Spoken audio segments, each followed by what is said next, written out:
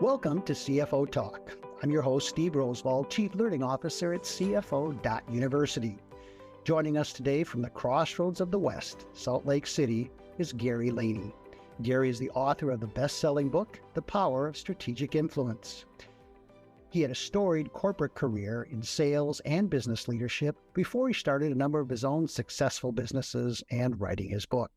He received his undergraduate degree from Brigham Young University and earned his MBA from Northwestern's Kellogg School of Management. Welcome, Gary. It is great to have you on the show. Hey, Steve, great to be with you. We've been talking for a long time, and thank you for inviting me. It's great to be here. You know how excited I was to get your book probably a year ago now, and I've been through it a couple times. It has so much learning in it, and influence is such an important area for CFOs and business leaders in general. I'm really excited for you to share all your teaching with us today. Well, thank you. That's awesome. Thank you. Your book is The Power of Strategic Influence. So let's start with, what does influence mean? The way I present it in my book, and that's the sphere of influence. So influence being a sphere. I can say, like most people might say, that it's some way to impact people through impressions, through structure, through reputation, through motivation. But for me, it's bringing it down to the ground level for people. For me, influence involves people. It involves a sphere. I like sphere versus circle, by the way, even though I'm a big fan of Stephen Covey's. Sphere to me means it's three-dimensional. It includes all aspects of your life when influence gets involved in it. And it's not something you can just step in and step out of. Influence is something that you live by, that you are influenced. It's something that you're impacted by, as I mentioned. But to me, influence means that it's really the essential ingredient to what you're trying to accomplish and to succeed in. It really means that you have the ability to take something and to make a difference somewhere. And I'm going to put it in a positive light, because I think influence used in a negative basis doesn't help any of us. So positive influence, my mother, I think, was the best example of positive influence in my life I've ever had. She was amazing. So how do you construct a situation where you're involved with other people, people are impacting each other on a positive basis for a positive outcome? So that's what I'm trying to do in my book. No, that's a great, simple definition that makes a lot of sense and covers a lot of ground.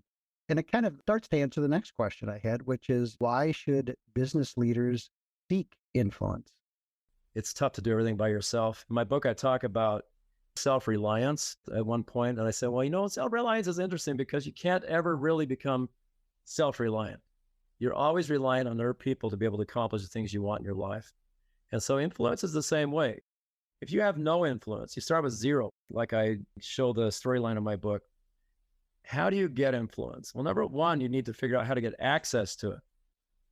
And number two, once you get access to it, how do you use that properly so the person that gave it to you will want to let you use it again?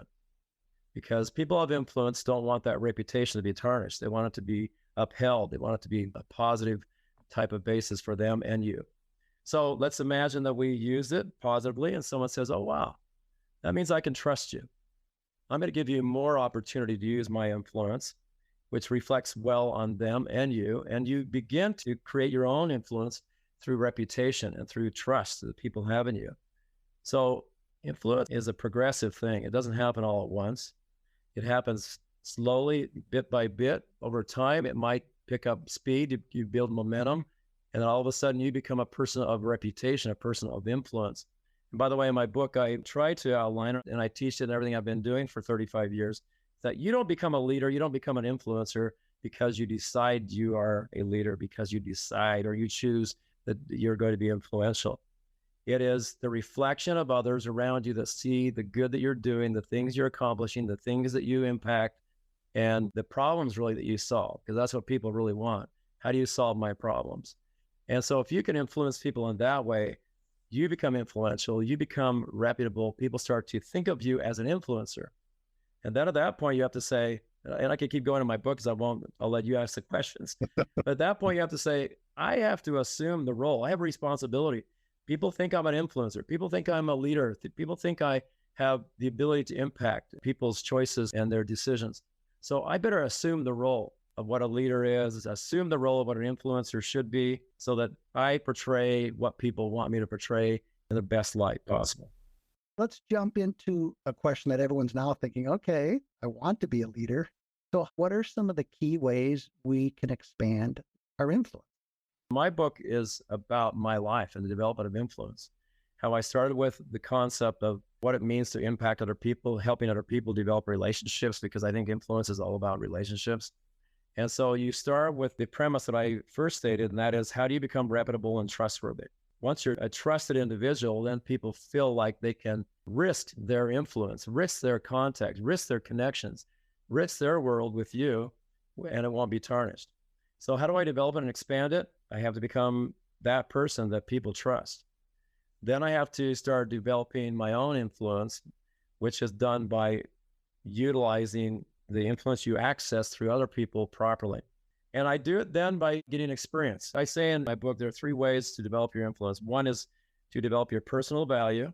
Personal value includes your experience, your expertise, and your knowledge. You get some of that from college. You get more of it through experience in your job and your career.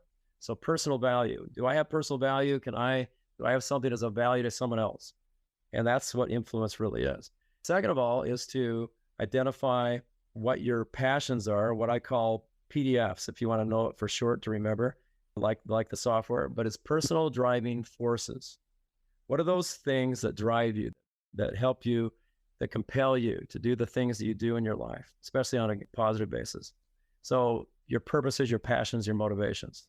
So that's number two. That's what I call the second part of influence. And your third part are your competencies, the things you've developed, your skill sets that you have acquired over time that let others know you're proficient at doing something. Ultimately, which is going to lead into my next book in the future, is how do you master something that creates a legacy for you? So that's the influence part, because people want to access your value. They want to access your purpose, what helps drive you. That's exciting. I love what you're doing, and I want to be part of that whole thing that you're creating, that movement, if you will. And then the competencies. I love being around you because you're competent, you're knowledgeable, you're wise, and I learn from you every time. And that makes me want to follow you, and that creates influence. If you take those three, I know you have your own formula for influence or impact, but mine is those three components. Well, I think that's a great framework for people to look internally. So what is my experience? What are my values? What have I developed in that? And then what's my passion? What's my driving force? And how my expertise fits into that. Had an interesting conversation with a gentleman here who talked about reputation. And I think sometimes we confuse reputation with brand. Reputation is such an important word for us because reputation is what others think about us, and brand is what we want others to think about us. And so I think that use of reputation really puts a better focus on it that you use than, hey, I want to brand myself. I mean, how many people do you hear, I want to brand? That's what we wish on how others think about us, whereas reputation is what they actually think about us from what they've read or from outside sources, or hopefully our behavior and how we've treated them. So great answer on there. I think you really, really appreciate that three-way framework that you gave us is a great way to look at it. I think I mentioned to you, finance uses this impact equation that has to do with influence times insights. So the broader your audience, the better your quality of sharing something new with them, the more impact you're going to have. And a little different way of looking at it. Well, I think they actually worked well together. Insights is the knowledge you bring to the table, the value you bring to the table. The influence that you had, this bolsters that influence. People say, you're influential, now prove it. Yeah, no, you prove it through your value and your insights. So I think it probably matches pretty well. You didn't say, name your book, The Power of Influence. You named it The Power of Strategic Influence. So how do you differentiate strategic versus influence versus just influence? If you go back to the very first version of my book before it was finished, it was called The Power of Influence. Oh. But I thought about that as I continued to develop my book. I said, this does not distinguish between social media influence and other forms of influence out there. I needed to distinguish between this and other types. And mine is about relationships. You get into my book, it's about creating a sphere of influence, a network, a business network. It's about creating that ability to have access to the right kind of people who can help you succeed. So people who are strategic to you. I was number 623,000 or something, pretty close to that, member of LinkedIn. LinkedIn has 1 billion members. So being in the first 600,000 was pretty early as far as an adopter goes. But I did not try to take advantage of that opportunity at the beginning to build 1 million followers. I probably could have. But to me, it was more important to create a network and a connection base or foundation of connections that were strategic to me and hopefully me to others. So I created a profile early on to answer that question, Steve, the kind of people I wanted to connect with, not just anyone and everyone, because not everyone and everyone makes sense. It doesn't create influence to have followers. It might initially give an impression, but you'll soon get past that. So once you find out that the people in that group, the circle you went into, let's call it a sphere, which I like better, are not the kind of people you want to hang out with. So I create a sphere of influential people that I call strategic. The strategic is based on a profile, a little bit loosely conceived because I want to make sure that it's not too tight. I have about 12,000 followers on LinkedIn. I could easily have had hundreds of thousands. But if you look through it, I think you'd be impressed. They're presidents, they're CEOs, they're presidents of universities, they're strategic consultants. I mean, people that have thought process, they might be even considered to be thought leaders in many aspects. So to me, strategic means defining, the kind of person you want to connect with, something you're looking toward on a long-term basis, not short-term. It's not transactional. I think that's the key word here. But we're not looking for connections that are transactional, one time, never again. Connect with people every single day of your life based upon a profile that fits fairly well. And then you will look for those special opportunities, those special connections like you and I, we've developed over the last year, where it can become more than just a connection, where it could become something more long-term. I use the term alignment.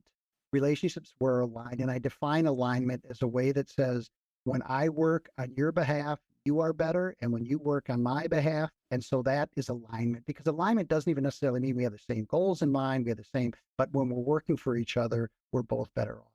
And that alignment, I think, is our way of, defining, is this a good, solid relationship? And that could be a friendship, it could be a colleague, it could be business, it could be somewhere else. But that alignment, I think, is important where we're better off. Steve, if you don't mind, I'll just inject that alignment to me means it's two-way. And I didn't finish what I was saying because it needs to be a two-way opportunity.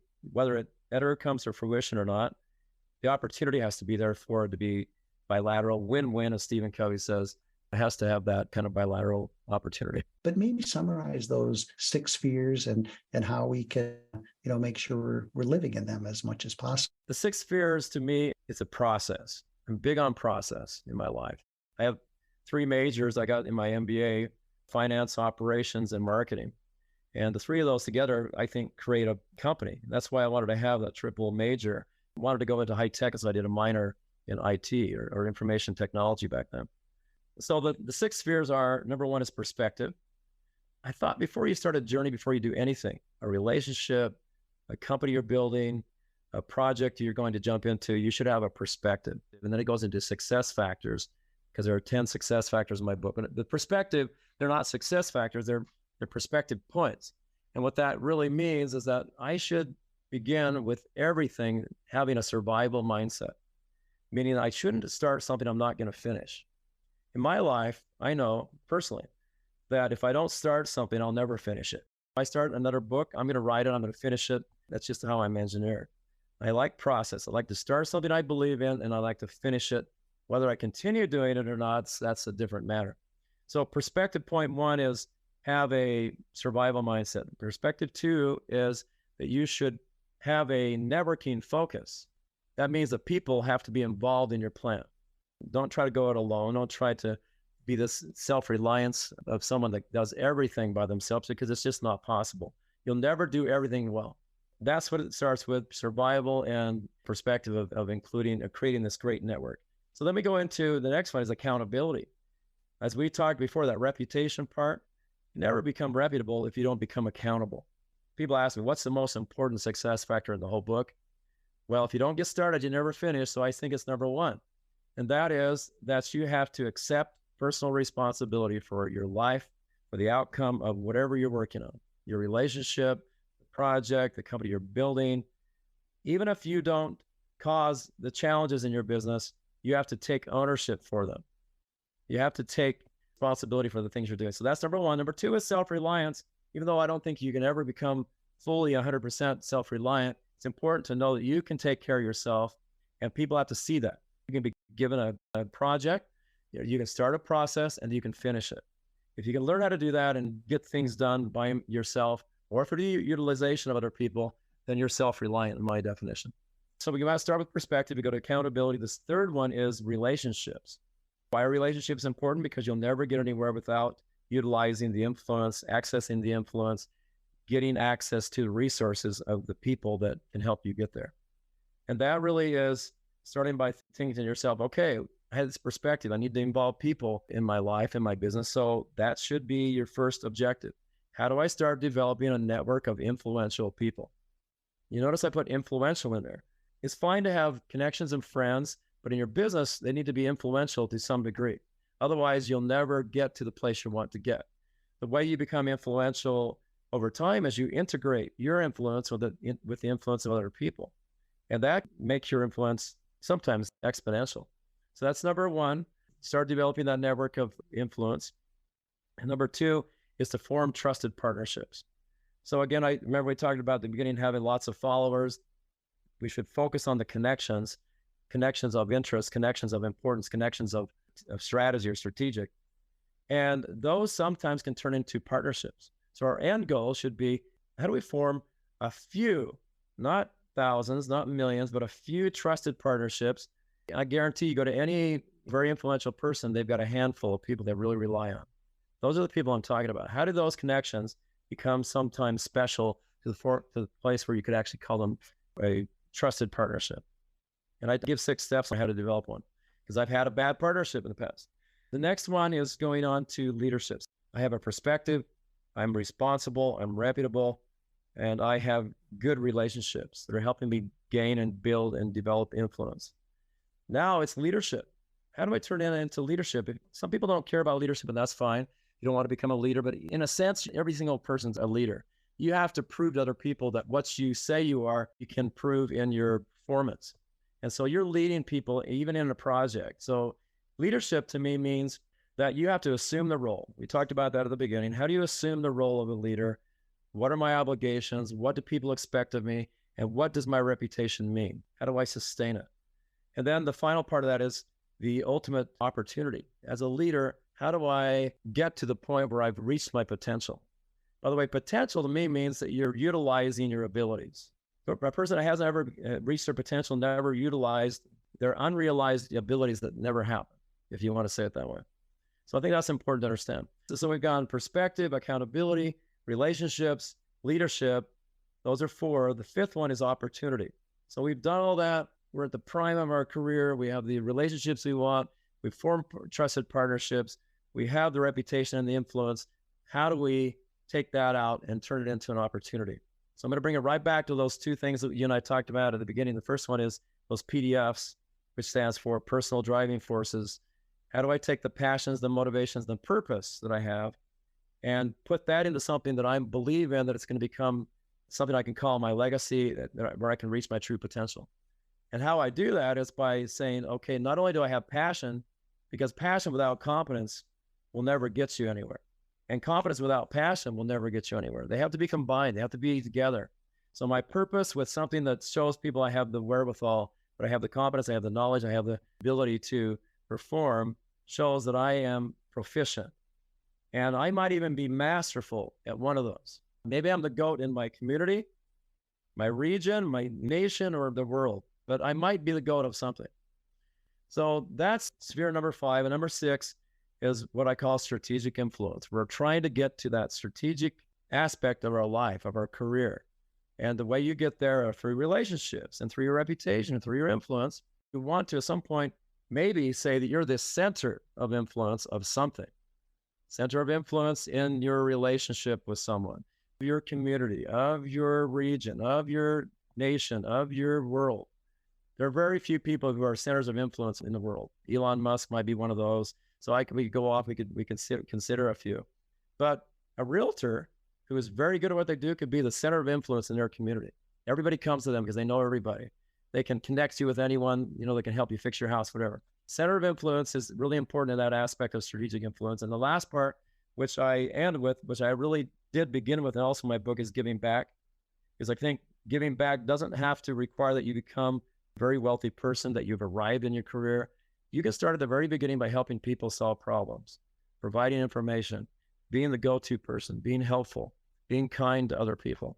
You start that way in your life and you're all about helping other people. By the time you get to the end of your life, you'll have a legacy of giving back, not just the end of your life where you had money and you gave everything back like some people do, which I think is great. But I just think it's cool if you start early. The one area that I just had a quick question on, the competency area. You can be very competent, but you have to be able to display the competency. So is there a formula for that? Is there a way to go about that to show people your competency? Or is that part of the people building, trust building part? The success factor 8 in my book is how to identify and leverage your competitive competencies. You want to put the word competitive in there. One of my major competencies is master communicator, problem solve, because I can communicate very well on whatever aspect I think I'm proficient at. If it's not, then it's a problem. Very good at collusion and at writing down and professing what my vision is, but I don't know how to communicate it verbally. I just can't do it. So if you can't do that, you have to have somebody that can help you do that. And I think you should make a plan to do that. I've managed 1,500 to 2,000 salespeople. I don't remember the exact number, but it's a couple of thousand sales support professional service people in my lifetime. I think that you'd find that people that have worked for me would say one of the things they liked about me is that I would put a process into place for personal development. And Benjamin Franklin was one of my favorite people that learned 300 years ago that he knew he had deficiencies when he was in his 20s, early 20s. He had problems with behavior, things that, because he just knew he could be better at so many things. So he created a list of 13 virtues. For the rest of his life, he would practice to become the person he wanted to become. So he would display the behavioral side of himself that he wanted to be known for, the reputation he wanted to be known for, on a personal basis and a professional basis. He wanted to imitate Socrates and Jesus Christ. That was the end goal. Brilliant, brilliant. And thank you for sharing that story. That's incredible. You're welcome. So I'd like you to do a couple things. One, how do people get your book? Thanks for asking that, Steve. That's nice of you. Number one, go to Amazon, The Power of Strategic Influence by Gary Laney, or Barnes & Noble. There are other places. You probably go to any bookstore, they could order it for you, but it's a lot faster on Amazon. You can get it in a couple of days. You can also go to my website, thepowerofstrategicinfluence.com. If you go to garyclaney.com or garylaney.com, you can order a personal copy. I'll sign it and I'll autograph it and send it to you. And I don't charge a lot to do that. You can come to one of my speeches. I bring books to those, or you can listen to this format today and Google me. Aside from The Power of Strategic Influence, is there a book that you could recommend? The book has not been finished yet. The second book, I get it. It's in line. I'm excited about it because it talks about how to extend these competencies we've been talking about, taking deeper dives and how to become masterful and proficient at these things, and with real life examples. I'm excited about that. I don't want to give the title because it may change. I've got like 3 titles right now, and I have lots of books I've read that I love. 7 Habits of Stephen Covey. One book that Stephen Covey wrote that no one has ever heard of, I don't think, because it was his very first book. It's called The Spiritual Roots of Human Relations. That's where I first got into this relationship mindset. And I read it when I was 19 years old. He wrote it when he was like 28 or something. And if you look at it, some of the diagrams are the same as in his 7 Habits, which wasn't published until 1989 and then promoted by Oprah and all the big people out there in the media. So I could give you more of the things I've read. A lot of people that I work with, other authors, The Fearless Factor, Jacqueline Wells, great book about how to overcome fear. I could pull out my shelf here and I could tell you a lot of great books, but I want you to read my next one because I think it'll help substantiate the things I'm teaching in my first book. I will definitely look forward to that, Gary, and really appreciate all the insights you brought to us on influence today from your book and from your personal experience. Really appreciate that. Thank you so much. It's so nice to do this with you, Steve. We've been talking for a while, so thank you for inviting me. It's great to be with you, and I really appreciate the great questions. Thank you. Well, definitely my pleasure, and that wraps up CFO Talk for today. Again, thanks, Gary, for being on the show. CFO.University is a community of finance and accounting leaders, companies, and trusted advisors dedicated to the professional development of chief financial officers. You can find out more about us at www.cfo.university. Until next time, engage, learn, and grow. That wraps up today's CFO Talk.